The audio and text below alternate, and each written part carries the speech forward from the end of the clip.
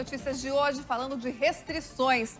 Foi anunciado agora há pouco que Curitiba permanece na bandeira vermelha. E quem acompanhou o anúncio foi o repórter Eduardo Escola, que traz a informação para a gente agora. Escola, boa noite para você. Alguma novidade nesse edital?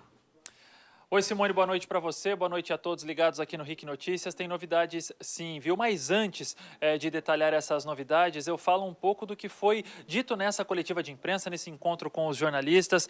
A Prefeitura reafirmou que as UTIs de Curitiba estão com ocupação acima de 100%, as enfermarias na casa de 99% e que a nova variante, a P1, mudou a maneira como o vírus se comporta, viu? Pessoas entre 30 e 59 anos estão sendo as mais internadas aqui na região de Curitiba e em outras cidades do estado.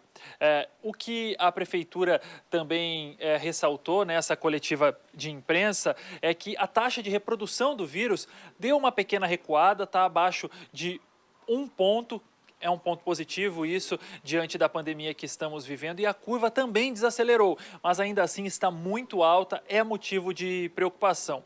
Com esses detalhes nos números, foi possível criar uma mudança na bandeira vermelha, que é o que a gente vai ver agora na tela que nós preparamos para você de casa entender direitinho. O comércio de rua está permitido do dia 29 de março, que é quando começa esse decreto, até o dia 5 de abril, no formato delivery e também drive-thru. Os shopping center podem atender em formato delivery. A construção civil e a indústria estão liberadas. Igrejas seguem a resolução 221 da CESA, que permite a ocupação de até 15% nos templos religiosos. Parques, atividades individuais também estão permitidas. A Secretaria de Saúde pede, no entanto, que as atividades em igrejas, em templos religiosos, sejam feitos, pelo menos nesta Semana Santa, no formato drive-thru, para evitar aglomeração nessa semana que pode ser tão decisiva para o futuro, para os próximos dias dessa nossa realidade da bandeira vermelha aqui em Curitiba. A secretária Márcia Ursulac também disse que a liberação do comércio é um pedido dos comerciantes e é para tentar dar um alívio aos empresários que sofrem desde o dia 13 de março, quando começaram as restrições aqui na nossa capital com as bandeiras vermelhas. Lembrando, os supermercados ficam fechados aos domingos. Vamos ouvir o que a secretária disse. Esse decreto ele vai ter vigência, então, a partir de segunda-feira, que o nosso decreto estava vigente até a meia-noite do domingo, dia 28, ele entra então em vigência dia 29, as atividades religiosas da Semana Santa, especialmente a gente faz um apelo que seja aos líderes religiosos, que seja mais na modalidade drive-thru, que é comum aí, benção de alimentos, que é muito característico aí no sábado, enfim, todas as atividades religiosas dessa semana. Essa nova variante do vírus, ela tem uma transmissão muito maior. O doutor Alcides colocou, a gente está vendo muita gente jovem fazendo complicações, óbitos em pacientes jovens. Então, essa transmissão maior e esse agravamento dos quadros pode ser evitado se a gente se manter aí no seu núcleo familiar, no seu núcleo de convívio diário aí das pessoas. A gente viu aí a secretária de Saúde de Curitiba falando das mudanças do decreto aqui na capital. E Escola, em relação ao decreto do Estado, ele foi prorrogado também?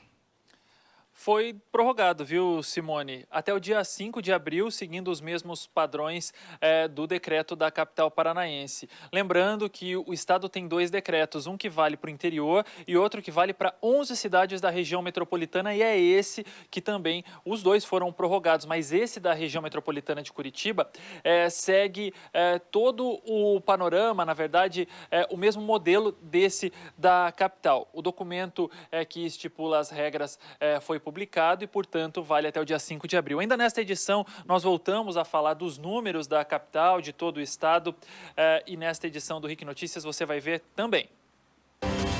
Veja ainda hoje, o Ministério da Saúde envia mais doses de vacina para o Paraná. Além dessas vacinas, o governo do estado também distribuiu 80 mil doses de um analgésico que auxilia na intubação de pacientes. Em Curitiba, idosos esperam até 2 horas na fila para receber o imunizante. E a situação pode complicar ainda mais com o início da vacinação contra a gripe. E ainda, o trabalho de preservação no Parque das Aves, que abriga espécies únicas no mundo. É agora no RIC Notícias. Alguns locais de vacinação contra o coronavírus voltaram a registrar longas filas hoje em Curitiba. No caso do drive-thru, idosos chegaram a esperar mais de 2 horas para serem imunizados. A situação preocupa porque logo vai começar a vacinação contra a gripe. Em alguns pontos de vacinação da capital, a esperança faz uma dobradinha com a paciência. No drive-thru da paróquia Santo Antônio, no bairro Boa Vista, a fila hoje cedo passava de 5 quilômetros. A espera chegou a 2 horas. Situação diferente desta unidade de saúde no bairro Abranches, com menos fila e atendimento mais rápido, de cerca de 20 minutos. Além desse, existem outros 10 postos fixos em Curitiba. Para dar conta da demanda, a Secretaria Municipal de Saúde está treinando inclusive dentistas que vão reforçar o time de aplicadores. Nós tivemos um treinamento específico, tá, para vacinação, com todos os detalhes, para poder explicar para a população certinho, com toda a técnica de vacinação. Estamos aptos a fazer. Se está essa loucura em alguns pontos de vacinação agora, já pensou quando começar o calendário da gripe, no dia 12 de abril? Serão 2 vacinas importantes sendo aplicadas praticamente ao mesmo tempo. A Prefeitura de Curitiba disse em nota que ainda não definiu como vai funcionar. Mas o secretário de Saúde do Estado, Beto Preto, afirmou que será possível conciliar as 2 campanhas. A sala de vacina é o endereço correto das vacinações ao longo do tempo.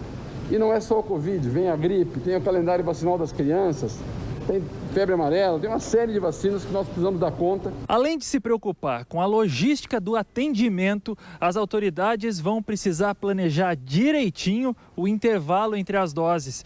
Isso porque, quando a campanha da gripe começar, muita gente ainda estará recebendo a vacina contra a Covid-19.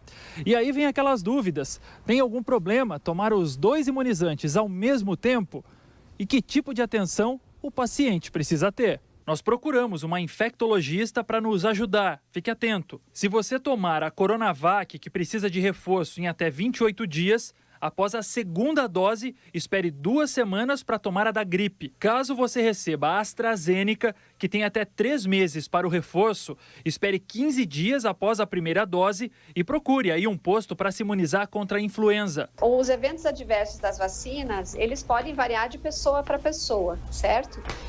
Algumas pessoas podem ter uma reação local ou ter uma situação de se sentir um pouco mais assim com sintomas gripais, como por exemplo a vacina da AstraZeneca poderia ter, né? E a gente daí confundir, mas será que isso é da vacina da influenza? Será que é da vacina da Covid? O que está acontecendo? Então, acho que esse é um ponto principal, né? E a outra questão é que quando a gente toma uma vacina, a gente está estimulando o organismo a produzir anticorpos contra aquela doença, certo?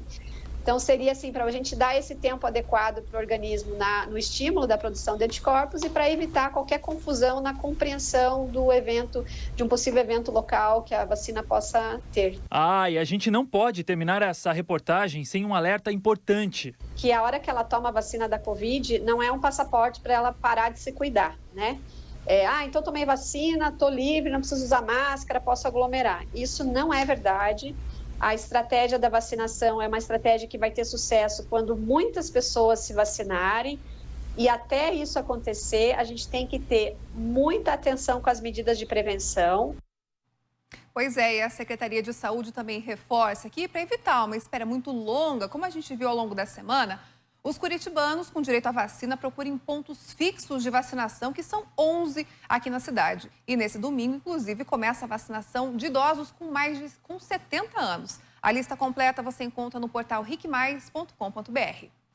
E pode ser presa pela polícia a mulher que, com sintomas de Covid, foi filmada cuspindo em vizinhos. Foi em Colorado, na região noroeste do estado. A discussão entre os moradores aconteceu porque a mulher teria fugido do isolamento domiciliar quando os sintomas da doença começaram. Ela ainda cuspiu em uma funcionária pública e ainda passou saliva em carros. A mulher chegou a ser levada para a delegacia e depois liberada. Mas agora que o exame da mulher confirmou a doença e a polícia recebeu esses vídeos que a gente vê aí, a mulher pode ter que responder por crime contra a saúde pública.